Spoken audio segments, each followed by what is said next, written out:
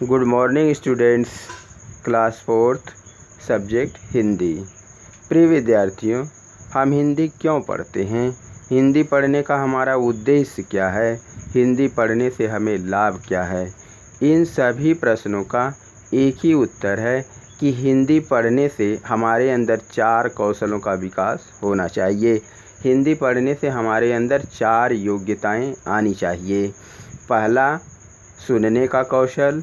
दूसरा, बोलने का कौशल। तीसरा, पढ़ने का कौशल। और चौथा, लिखने का कौशल। तो 4 योग्यताएं हिंदी पढ़ते पढ़ते हमारे अंदर ये चारों गुण आ जानी चाहिए। सबसे पहला गुण क्या है? सुनने का कौशल। तो आज हम आपसे सुनने के कौशल के बारे में ही चर्चा करने जा रहे हैं कि सुनना कैसा सुनना होता है। क्या सभी सुनना सुनने के अंतर्गत है? क्या सुनना एक विशेष प्रक्रिया है? तो आज हम उसी पर बात करेंगे कि सुनना एक विशेष कला है। सब सुनना नहीं है। सारी बातें जो आप सुन रहे हैं वो सुनने के अंतर्गत नहीं आती हैं। सुनने के 3 स्तंभ हैं। सुनने के 3 पिलर हैं। क्या? पहला, एटीट्यूड, मनोवृत्ति आपकी कैसी है, मनोभाव कैसा है, रुख क्या है, आप सुनने के प्रति अपने मनोभाव कैसे रखते हैं, दृष्टि कैसे रखते हैं, मनोदृष्टि कैसी है आपकी। तो जब आप किसी की कही हुई बात को सुनते हैं तो आपका रुख या मनोभाव मीडियम होना चाहिए। जैसे कभी कभी हम किसी की बात के प्रति अपना मनोभाव बहुत कम कर देते हैं या बहुत ज़्यादा करते हैं। मनोभाव, अपना रुख या तो बहुत कम रखते हैं या बहुत ज़्यादा रखते हैं। जैसे कभी कभी जब कोई बात कहता है तो हम हाँ हाँ कहते जाते हैं, पर इसका मतलब ये हुआ कि हम अपना एटीट्यूड बहुत कम रखते हैं, केवल उसकी बातों को सुन करके हाँ हाँ करते जाते हैं। और कभी कभी हम अपना एटीट्यूड बहुत हाई रखते हैं कि हम उसकी बातों से सहमत ही नहीं होते हैं। हमें लगता है कि उसकी बातें हमारे लिए उपयुक्त नहीं हैं, तब हम उसकी बातों को ध्यान से नहीं सुनते हैं।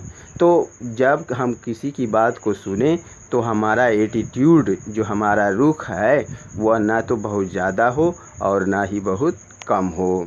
दूसरी बात है, दूसरा स्तंभ है अटेंशन, ध्यान। जब हम किसी की बात को ध्यान से सुनते हैं तो वह बात हमारी शॉर्ट मेमोरी में चली जाती है और वो शॉर्ट मेमोरी से फ़िल्टर होकर के लॉन्ग टर्म मेमोरी में चली जाती है। और उस जो बातें हमारी लॉन्ग टर्म मेमोरी में चली जाती हैं वो बातें बहुत दिन तक नहीं भूलती हैं। जैसे जब हम किसी की बात को ध्यान से सुन रहे हैं, अटेंटिवली सुन रहे हैं, तो उसकी कही हुई पूरी बातों में से 30% फ़िल्टर होकर के वो हमारे लॉन्ग टर्म मेमोरी में चला जाता है और उसकी 70% बातें ऐसी होती हैं जो गायब हो जाती हैं। लेकिन जब कभी हम उसकी कही हुई बातों को लॉन्ग टर्म मेमोरी के आधार पर बोलते हैं तो उसकी बातों को हम अपने शब्दों में, अपने भावों में व्यक्त कर लेते हैं। तो जब हम किसी बात को अटेंटिवली सुनेंगे तो उसकी कुछ ना कुछ बातें, उसकी 30% बातें जो है हमारे लॉन्ग टर्म मेमोरी में आ जाती हैं और उसको हम बहुत लंबे समय तक याद रखते हैं और जब आवश्यकता पड़ती है तब हम उन बातों को कह देते हैं। तीसरा स्तंभ है, सुनने का तीसरा स्तंभ है एडजस्टमेंट। जैसे एडजस्टमेंट क्या है? जैसे एक सीट पर 3 विद्यार्थी बैठे हैं, एक स्टूडेंट और आ जाता है और वह तीनों विद्यार्थियों से कहता है कि थोड़ा थोड़ा एडजस्ट कर लीजिए और मैं भी आपकी सीट पर बैठ जाऊं। तो तीनों बच्चे कहते हैं ठीक है, थोड़ा थोड़ा हम एडजस्ट कर लेते हैं, आप भी आकर बैठ जाओ। तो श्रोता को, सुनने वाले को ऐसी प्रवृत्ति का होना चाहिए कि वह अपने आप को एडजस्ट कर ले कि जो सामने वाला बोल रहा है तो उसके लिए भी वो अपने मेमोरी में जगह दे। कभी कभी ऐसा होता है कि बच्चे ये कहते हैं कि ये बातें तो टीचर ने पहले पढ़ा दिया है, मैं अब इसको नहीं सुनूंगा, या वो सुनता रहता है लेकिन उस पर ध्यान नहीं देता है, या मैं इस चीज़ों के बारे में पढ़ चुका हूँ, अब मुझे इसकी पढ़ने की ज़रूरत नहीं है। ऐसा विद्यार्थी के अंदर नहीं होना चाहिए। उसे ऐसा होना चाहिए कि उन बातों के लिए भी अपने आप को एडजस्ट करे और उन बातों के लिए भी अपने मेमोरी में जगह दे। और हर बार टीचर कुछ ना कुछ नया ही बताता है और सीखने के लिए विद्यार्थी को उसमें से कुछ ना कुछ ज़रूर मिलते हैं। श्रोता को एक्टिव लिसनर होना चाहिए। अब एक्टिव और इनएक्टिव लिसनर कौन है? जैसे हम एक्टिव लिसनर की बात करते हैं। एक्टिव लिसनर, जब हम किसी की बात को सुनते हैं तो हमें जताना भी पड़ता है।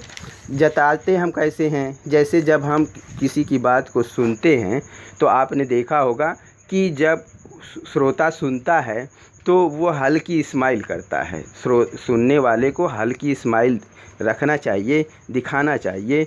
इससे वक्ता ये समझता है कि श्रोता मेरी बातों को सुन रहा है, समझ रहा है, समझने की कोशिश कर रहा है। और श्रोता को, सुनने वाले को थोड़ी थोड़ी गर्दन भी हिलानी चाहिए, जिससे वो ये समझता है, दिखाता है कि ठीक है, हम वक्ता की बातों, बोलने वाले की बातों को सुन रहे हैं। बहुत ज़ोर से नहीं हंसना चाहिए। श्रोता को, सुनने वाले को बहुत ज़ोर से नहीं हंसना चाहिए। इससे बोलने वाला ये समझता है कि सुनने वाला मेरा मजाक उड़ा रहा है। बॉडी पोस्चर, सीट पर न आगे ज़्यादा झुक करके बैठना चाहिए, न पीछे झुकना चाहिए। बोलने वाला सुनने वाले में अपनी प्रतिमा को देखता है, अपनी मिरर इमेज को देखता है कि सामने वाला, बोलने वाला अगर खुश है तो सुनने वाले को भी खुश होना चाहिए, तभी ना उसकी आंखों में बोलने वाले की प्रतिमा, मिरर इमेज दिखाई देगी। अगर बोलने वाला दुखी है तो सुनने वाले को भी दुखी होना चाहिए। डिस्ट्रैक्शन नहीं करना चाहिए। जैसे सुनने वाले को अलग अलग गतिविधियां नहीं करनी चाहिए। अलग अलग गतिविधियां क्या हैं? जैसे नाखून चबाना, रुमाल घुमाना, बार बार घड़ी देखना और इधर उधर देखना, ये सब नॉट वर्बल एक्टिविटी में आते हैं। इन सारी एक्टिविटी गतिविधियों को नहीं करना चाहिए। जैसे हम लोग पाठ नंबर 2 चैप्टर 2 सोने का कलश पढ़ रहे थे, तो जब आप इस वीडियो को सुनते होंगे या सुने होंगे तो कुछ बातें आपके दिमाग में स्टोर हो गई होंगी। 30% बातें तो आपके दिमाग में आज भी स्टोर होगी। क्या कि तैमूर लंग जो है वो मंगोल का एक लुटेरा था। तो तैमूर लंग एक लुटेरा था जो भारत को लूटना चाहता था। उसने लोगों से ये बातें सुन रखी थी कि भारत एक धनी देश है और वहाँ सोना जो है वो मिट्टी के भाव मिलता है, मतलब वहाँ पर सोने की अधिकता है। तो एक बार वो अपनी सेना लेकर के भारत लूटने के लिए आया और लूट करके अपने देश वापस जा रहा था। तो रात के समय उसे विश्राम करना था, रुकना था, तो वो एक जगह अपना डेरा डाल देता है और 2 अंगरक्षक लेकर के गांव में घूमने के लिए चला जाता है। तो रात के समय गांव के लोगों ने उसे एक अनजान व्यक्ति समझ करके घेर लिया और पकड़ करके उसको जा कर के मुखिया के पास ले गए।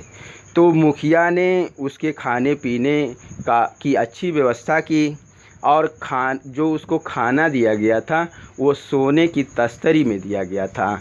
यह देखकर उसने मुखिया से पूछा कि मैं एक अनजान व्यक्ति हूँ, फिर भी आप लोगों ने मुझे सोने की तस्तरी में खाना क्यों दिया?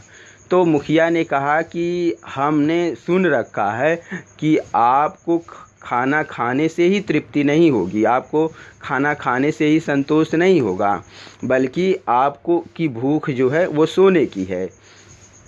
तभी 2 किसान आपस में बातचीत करते हुए, झगड़ते हुए आए और मुखिया के पास आए और मुखिया से एक किसान ने बोला कि मुखिया जी, मैंने इसे अपना खेत बेचा था, तो उसमें सोने का घड़ा मिला है, सोने का कलश मिला है। तो अब जब मैंने इसको अपना खेत बेच दिया तो ये सोने का कलश, सोने का घड़ा भी इसी का होता है। तो जो किसान खरीदा था खेत, उसने कहा कि मुखिया जी मैं तो खेत खरीदा था, मैंने सोने का कलश तो खरीदा नहीं था। तो चूँकि सोने का कलश मुझे मिल गया है तो ये सोने का कलश ये बेचने वाले किसान का होता है। तो मुखिया ने अपना फैसला सुनाया कि जब कलश दोनों में से कोई किसान नहीं लेना चाहता है तो यह सोने का कलश ग्राम पंचायत का हो गया और ये सोना जो है वो गांव के व्यवस्था में, गांव के विकास के लिए खर्च किया जाएगा। तो यह बातें सुन करके तैमूर लंग ने ये सोचा, उसकी समझ में आया कि सुखी रहने के लिए धनवान होने की ज़रूरत नहीं है, केवल धनी व्यक्ति ही सुखी है ऐसा नहीं कहा जा सकता। सुखी होने के लिए ईमानदारी, जो लोग ईमानदार हैं, सच्चे हैं, वही लोग सुखी हैं। और सुखी होने के लिए बहुत ज़्यादा धन की आवश्यकता नहीं है। इसलिए उसने तैमूर लंग ने लूटपाट का इरादा छोड़ दिया और अपने देश लौट गया।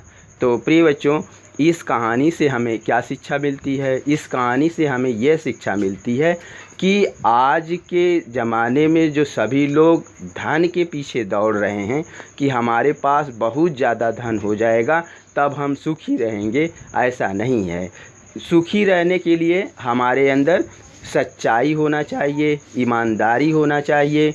जब हम सच्चे रहेंगे, ईमानदार रहेंगे, तब हमें जीवन में सुख मिलेगा। आशा करता हूँ ये वीडियो आपको पसंद आया होगा और इस कहानी को आप अपने पेरेंट्स को भी सुनाएंगे, जिससे यह पता चलेगा कि आपने इस कहानी को समझ लिया है।